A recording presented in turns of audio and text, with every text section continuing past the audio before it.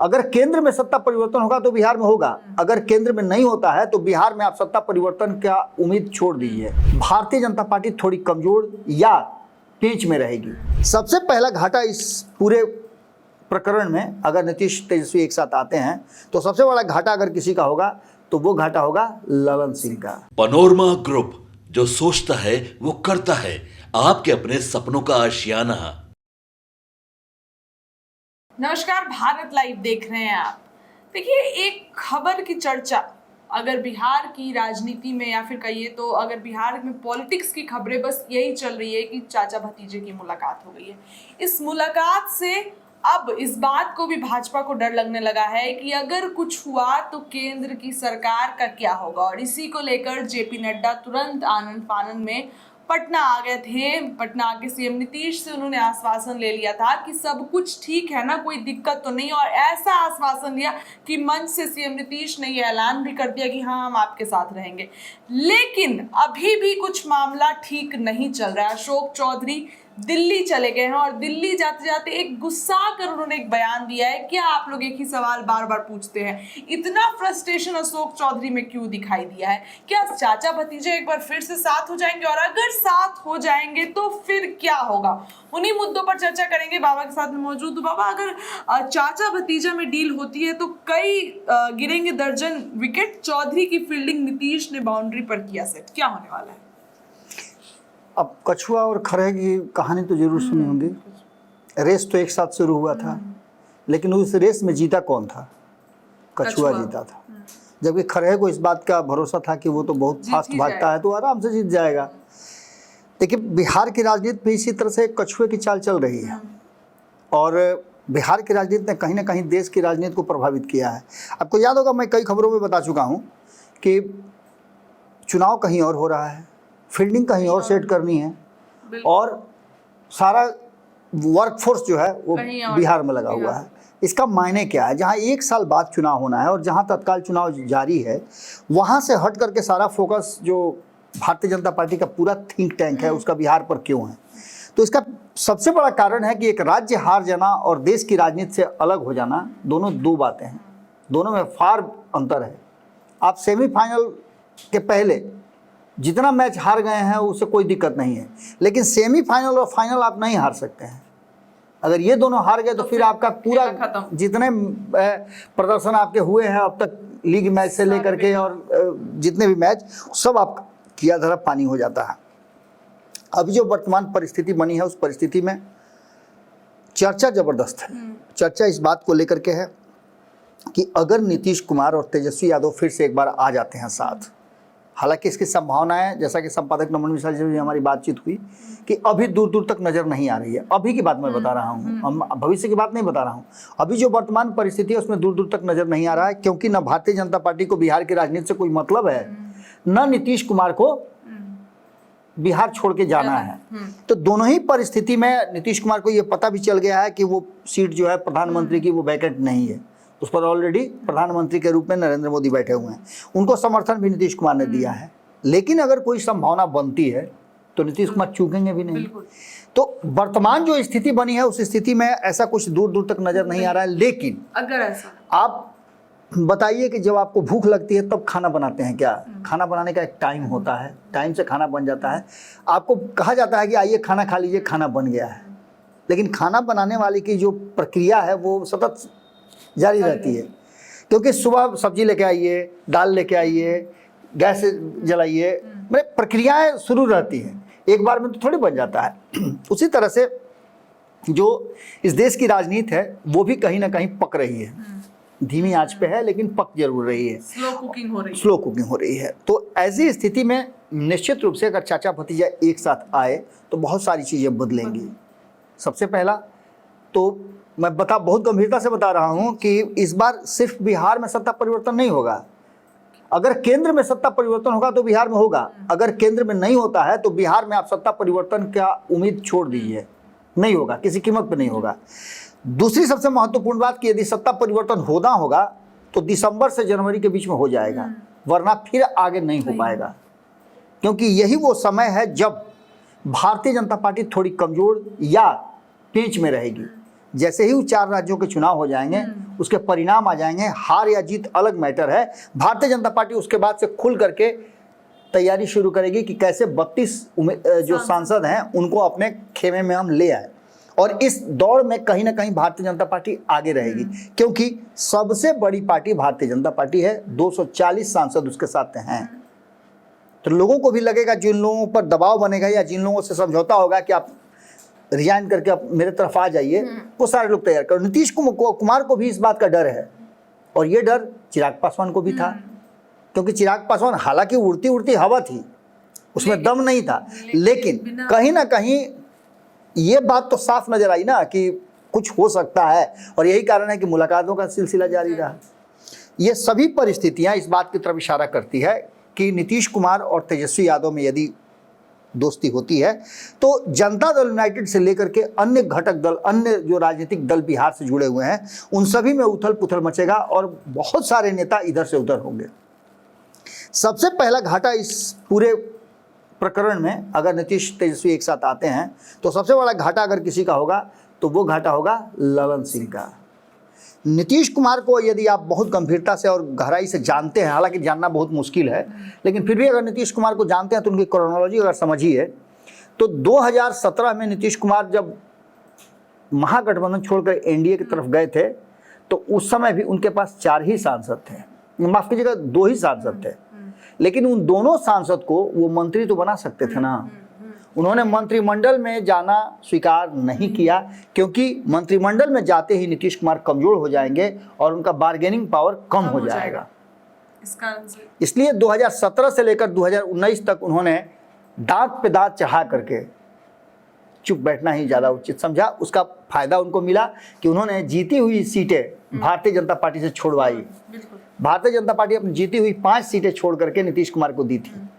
अब ऐसी परिस्थिति में 17-17 का फॉर्मूला तय करके जब नीतीश कुमार ने चुनाव लड़ा तो वहां 16 सांसद जीत करके आए, तब भी नीतीश कुमार ने मंत्रिमंडल में शामिल होना उचित नहीं समझा, क्योंकि वहां भी उनको पता था कि 2020 का चुनाव है और बार्गेनिंग पावर मेरा कम हो जाएगा। तो आप समझ सकते हैं कि कितना कैलकुलेटेड राजनीति करते हैं नीतीश कुमार, और बिहार की गद्दी को बचाए रखने के लिए नीतीश कुमार कोई भी कुर्बानी देने के लिए तैयार रहते हैं। इस बीच में आपको याद होगा कि 2020 के बाद 2021 के आसपास एक बड़ी घटना घटती है, और बड़ी घटना ये घटती है कि आरसीपी सिंह कूद करके चले जाते हैं मंत्रिमंडल में। कहा तो ये जाता है कि नीतीश का कॉन्सेंट नहीं था, वो अपने चले गए, चूंकि पार्टी का अध्यक्ष थे, फैसला उन्होंने ले लिया, लेकिन ऐसा नहीं था। नीतीश कुमार ने इसका कभी भी प्रतिकार नहीं किया है। जब जब ये बातें उठी हैं तब तब नीतीश कुमार ने ये बात कही है कि नहीं, वो मेरे कॉन्सेंट के बाद ही, मैंने ये बात नीतीश कुमार ने इनकार भी नहीं किया है, तो चुप्पी का मतलब जानती है कि हाँ होता है। ये सारी परिस्थितियां और सारी बातें इस बात की तरफ इशारा कर रही है कि नीतीश कुमार आगे भी बहुत सारी चीज़ों को कैलकुलेट कर रहे होंगे। हमने शुरू में आपको बताया कि इस बार केंद्र की सरकार गिरेगी तभी बिहार की सरकार गिरेगी, वरना बिहार की सरकार अकेले नहीं गिरेगी। अब ऐसी स्थिति में नीतीश कुमार उस जगह पर खड़े हैं जहां वो एक फैसला ले सकते हैं, लेकिन इस फैसले का असर मैंने बताया कि सबसे पहले होगा तो किस पर होगा? ललन सिंह पे होगा। इस फैसले का असर उनके 12 सांसदों पे भी हो सकता है, क्योंकि ललन सिंह पर जब गाज गिरेगी या ललन सिंह जब मंत्रिमंडल से बाहर होने की बात आएगी सामने, क्योंकि निश्चित रूप से जब एनडीए छोड़ करके महागठबंधन की तरफ जाएंगे नीतीश कुमार, तो मंत्रिमंडल में तो रहेंगे नहीं। तो ऐसी स्थिति में सबसे पहला गाज गिरेगा ललन सिंह पर, और ललन सिंह अपनी कुर्सी बचाने के लिए सांसदों को इधर से उधर कर सकते हैं, लेकिन इसकी संभावना अगर होगी तो इसके अलावा उन 12 सांसदों पर, उन पर भी गाज गिरेगी कि ललन सिंह को छोड़ करके आने का उन पर दबाव बनेगा। हालांकि ललन सिंह जब देख लेंगे कि उस अनुपात में सांसद नहीं उनके साथ हैं, तो ऐसी स्थिति में वो भी स्वीकार कर लेंगे और फिर से मंत्री बनने का उनका चांस रहेगा, तो वो समझौता कर सकते हैं। ये बातें अगर सरकार बदलती है तो हो सकती है। इसके बाद अब आगे की प्रक्रिया में आप समझिए, ललन सिंह और अशोक चौधरी ये अंतिम एपिसोड है।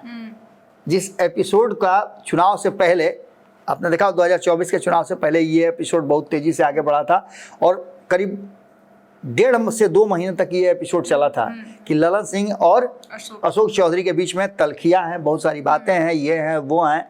ललन सिंह अध्यक्ष पद से भी हटे, सारी प्रक्रियाएं हो गई, सब कुछ हो गया। इसका मतलब था कि कहीं ना कहीं जीत उस समय अशोक चौधरी की हुई थी। ललन सिंह के चुनाव से लेकर के दुनिया जहां जितनी भी बातें हुई है, वही ललन सिंह है जिनको लेकर के अशोक चौधरी कहते हैं कि संबंध रिश्ते हमारे बहुत अच्छे हैं। आज एक भूमिहार वाला मैटर आया था, उसको लेकर के आपने देखा होगा कि ललन सिंह के बहुत करीबी हैं नीरज कुमार। नीरज कुमार ने किस तरह से अशोक चौधरी को घेरने का काम किया, यानी कि कहीं ना कहीं भीतर ही भीतर सब कुछ ठीक नहीं है। ललन सिंह को मंत्री बनाने के पीछे भी बिहार का जो संगठन है और बिहार के जो नेता हैं वो ललन सिंह को नहीं चाहते थे कि वो बिहार के मामले में वो दखल अंदाजी करें, इसलिए उनको केंद्र में मंत्री बनाने का सबसे पहला जो चयन था। उस समय बहुत सारे लोग कह रहे थे कि ललन सिंह नहीं बनेंगे, ललन सिंह के साथ संबंध बढ़िया नहीं है, ये नहीं है, वो नहीं। लेकिन मैंने उस समय कहा था कि ललन सिंह किसी भी कीमत में नीतीश कुमार पर दबाव होगा कि ललन सिंह को मंत्री बना करके जल्दी बिहार की राजनीति से उनको बाहर किया जाए, और ये लगभग देखने को मिल रहा है। अभी आप देखी होंगे कि 115 लोगों का या 130 लोगों का 115 लोगों का एक नया जो उनका बना है कमेटी, उस कमेटी से ललन सिंह के लोगों को भी बाहर कर दिया गया है। ये भी बातें आप समझ सकते हैं कि ये एक शुरुआत है ललन सिंह को बिहार की राजनीति से दूर करना। संजय झा को केंद्र की जिम्मेवारी दी गई है, उनको कार्यकारी अध्यक्ष बना करके नीतीश कुमार ने उनके माथा पर बैठा दिया है कि अब वही ललन सिंह की एक्टिविटीज को वहां से नापेंगे, थर्मामीटर लगा करके वो बैठे हुए हैं। लेकिन इन सब के बाद अशोक चौधरी को नीतीश कुमार बहुत ट्रस्ट करते हैं। अशोक चौधरी पर, अशोक चौधरी को उन्होंने, चूंकि संगठनिक व्यक्ति हैं इसलिए अशोक चौधरी को बाउंड्री पर लगा दिया है, चाहे वो बिहार की बाउंड्री हो या दिल्ली की बाउंड्री हो।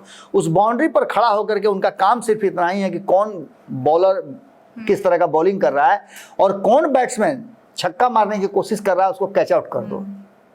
इसके लिए उनको बाउंड्री पर नीतीश कुमार ने लगा के रखा है, वो अपना काम बाखूबी कर रहे हैं। दिल्ली से पटना की दौड़ इस बीच में शुरू हो चुकी है। इधर बीच में आपने देखा बिना किसी कार्यक्रम के, बिना किसी मकसद के, 2 बार न किसी का जन्मदिन था, न किसी का कोई ओकेजन था, वो सीधे जाते हैं अपने पूरे परिवार के साथ प्रधानमंत्री नरेंद्र मोदी से मिलते हैं, उसकी तस्वीरें भी साझा करते हैं।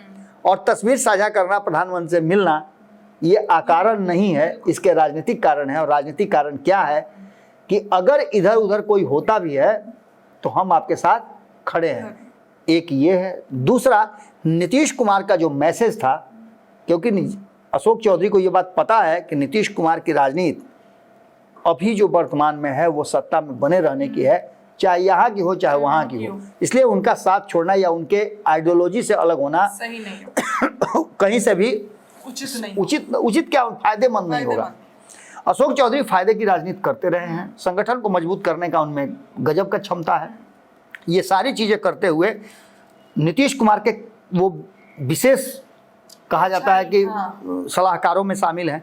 तो ऐसी स्थिति में नरेंद्र मोदी से बातचीत करके पटना पहुंचते हैं, पटना पहुंच के नीतीश कुमार को कॉन्वे करते हैं कि बातचीत हुई, इस विषय पर हुई, फिर वो दिल्ली के लिए प्रस्थान करते हैं। यानी कि घुमा फिरा करके अगर देखा जाए तो ये सारी चीज़ें हो रही है। अब एक सबसे महत्वपूर्ण बात कि अगर नीतीश कुमार को पाला बदलना भी होगा तो ढोल लगाना बड़ा बजा करके थोड़े करेंगे। नीतीश कुमार के लिए तो ऑफर ओपन है, चाहे इधर का ऑफर हो या उधर का ऑफर, सारे ऑफर उनके साथ ओपन है। ऐसी स्थिति में आप समझ लीजिए कि 2025 के चुनाव में जो वर्तमान परिस्थितियां हैं वो इशारा कर रही हैं कि नीतीश कुमार के पास दोनों ऑप्शन खुला है। अगर कुछ होना भी होगा राजनीतिक उथल पुथल तो वो दिसंबर से पहले नहीं होने वाला है, इस बात की भी एश्योरिटी है।